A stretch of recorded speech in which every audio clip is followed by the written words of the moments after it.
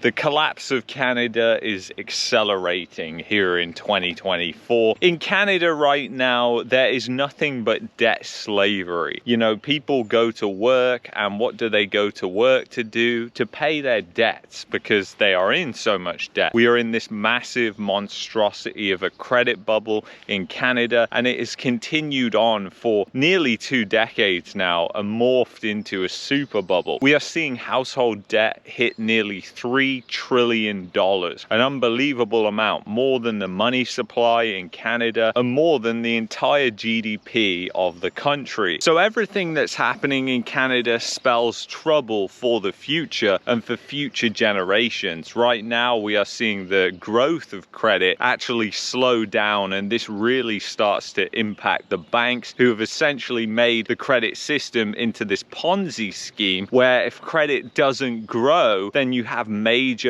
problems. The whole scheme sort of collapses and implodes on itself, and it will take down the economy with it because nobody can afford anything. Everything is just bought with credit now. And right now you even have people using credit cards to pay off other debts, and it's just got to an insane level right now where people are starting to default on their credit repayments, and that is just going to happen more and more and more. And we're beginning to see more and more businesses that are starting to go bankrupt. And when businesses are starting to go bankrupt, that's not a good sign, because businesses are highly leveraged in Canada. Canada has private debt to GDP, which is one of the highest in the world. And all of this spells trouble on the horizon in the future. With elections happening right around the world right now, it's easy to think that this will be solved simply if you change the government. The Trudeau government is one of the worst governments in Canadian history. However, to put your faith in any government, I just think is ludicrous, because these governments are not the ones controlling and pulling the strings here. It's obvious that it's the banks in Canada. The banks in Canada really have control over the entire economy, and that happens because the banking system has become so leveraged, as have the consumers, as have the private businesses, as have the government as well. So all these people are extremely leveraged, and the banks have allowed this to happen. When this happens, it just becomes a self-fulfilling prophecy of the banks being bailed out, especially in the case where you have just a monopoly of banks and people who are unwilling to change. I mean, I guarantee that a lot of people who are watching this video right now bank with one of the big 5. There are other banks. You don't have to bank with them, but people just like to put their faith in one institution. And I've always said that you need to have a plan, and you need to be as diversified as possible. Multiple currencies, multiple bank accounts in different countries. Don't put all your eggs and faith in one basket, in one fiat currency, because it's just not going to work moving forward. We are seeing the US dollar get stronger and stronger and stronger, even against currencies like the Canadian dollar right now. And obviously that has huge impacts when it comes to goods, because a lot of food and a lot of core products are priced in US dollars and are very price sensitive to swings in the currency. And what often we've seen, especially over the past 3 years, is when the Canadian dollar declines, a lot of the grocery store chains, for instance, will put up their prices. And then if the Canadian dollar then so happens to actually strengthen again, guess what? Did they put down their prices? Absolutely not. But things like food are incredibly price sensitive to swings in the currency. Now, if you watch and follow the currency like I do, you begin to notice different patterns with what's happening. Basically, it all comes down to interest rate differentials. Because right now, if you look at the Mexican peso was extremely strong last year. You know, it got to an unbelievable level, even against the US dollar. And if you understand Brent Johnson's dollar milkshake theory, you'll know that the dollar against most currencies is just going to appreciate over the coming decades, exactly like it has done for the past 3-4 decades. That's because the dollar is a safe haven, exactly like gold, but even more so than gold. And what people don't understand is outside of the US, there is a lot of demand for dollars. People tend to just think about the internal demand and the fact that they print money in the United States, which causes inflation. But you've also got the external demand. And when the DXY CPI goes up, which is the dollar index, and the dollar is appreciating, that's generally not a good sign, and it's a sign that there is dollar shortages out there. And basically this makes it incredibly expensive for other countries who don't get a lot of dollars. I mean, Canada does actually receive a lot of dollars for its commodities. It's trying to dial back on selling those commodities, and those sectors have really been hampered by red tape and regulation and just government bureaucracy. I mean, the government of Canada now is such a large portion of the economy. It's become a massive entity in the economy, and because of that, guess what? That means that you are going to see more and more government red tape and regulation, which just further hinders productivity. And you can expect more taxes. I mean, we just saw more tax hikes. We just keep seeing tax hikes every year. I am really shocked, to be honest, when people actually get on Twitter, like Twitter was blowing up after they announced the capital gains hike. You have to prepare and expect this. And in my opinion, the only way that you can prepare for this is to boycott the country. You don't have to stay loyal to Canada. You can make the decision to take yourself and your family outside of Canada until it becomes a better country. But the fact is, there's nothing that we can do. You're not going to be able to vote in a new government that's going to change things massively, because the power structures behind the scenes, they don't change and they remain the same, and it will just be a different spokesperson in charge of the government, maybe one that you more agree with. But the reality is, all the laws, all the taxes, they're not going to really change that much. Generally what these politicians do, and it is clever, is they give with one hand and then they take with another. So you feel like you might be getting, oh, this tax break, but they're actually taking from you somewhere else. And right now, more and more, because of the government stimulus that was pumped into the economy during the pandemic, people are reliant on government. So anytime there's a crisis event, which is highly likely in a leveraged economy where debt growth is slowing down like Canada, you're going to have huge problems when you have a crisis event, because people are going to demand that the government does something, that the government writes them checks exactly like they did during the pandemic, that the government steps up like Justin Trudeau said during the pandemic and helps Canadians. We will have your back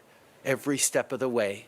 We will do as a government whatever it takes for as long as it takes to keep you safe. But the problem is, there's massive unintended consequences with that, and one of those unintended consequences is that the government just gets larger and larger and larger. And here in the UK, where I am right now, the government is absolutely massive. It has become huge since 2008. The growth of government has continued. You've gone from Labour to Conservatives in this country, and you've seen exactly the same policies and procedures pushed, and immigration pushed, that everybody, you know, might oppose who vote for these different people, but the net result is exactly the same. So all these politicians stand behind these promises, but they end up being broken promises. And I hate to say it to you, but a lot of people right now in Canada are idolizing a certain politician. I don't even think I need to say their name. You'll all guess it. And I would just say, caution. Be extremely careful with that, because politicians are snakes and they will lie to you. They will manipulate you, and that's exactly what they want to do in order to get votes. So the proof is in what they do. It's not what they say they do. So don't get carried away with the fact that politicians say lots of things that you like, because it's really about what they do, and what they will do is not going to be that much different. I hate to say it to you. So anyway, if you've enjoyed this video, I would highly recommend that you check out that video there. And if you're looking for a VPN to get around all the censorship laws in Canada, go to expressvpn.com/market mania. I'll see you in the next one.